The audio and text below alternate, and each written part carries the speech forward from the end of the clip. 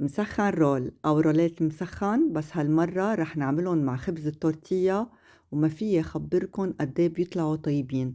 ضروري تجربوهن بهيدي الطريقة.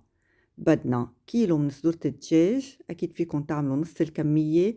منقليهم مع شوية زيت نباتي على جهتين، منرجع منغمرهم بالماء، ومن بعد ما نشيلهم زفرتهم منحط المطيبات يلي عنا إياها، قرفة 7 بهارات وملح، منغطي ونتركهم ليستويوا. منرجع مننسفهم بهيدا الشكل. بدنا نص كباية من زيت الزيتون، 5 بصل مقطعين جوانح منرد عليهم الدجاج يلي سبق وعملناه، 5 ملاعق كبيرة من سماق البلدي، فلفل أسود، ودبس الرمان. إذا بتحبوا هيدي خطوة اختيارية.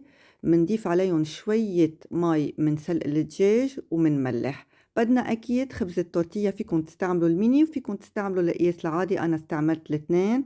هيدا الميني منسكر الأطراف ومنلف مثل ما عم بتشوفوا، وهيدا القياس العادي منقصها مثلثات، وكمان منحشيها بزيت الطريقة، وشوفوا القطعة قديه بتطلع مهضومة.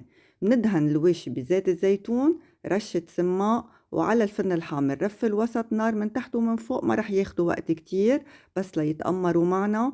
وهيدي هي النتيجة. يا ريت فيكن تشموا الريحة قديه طيبة.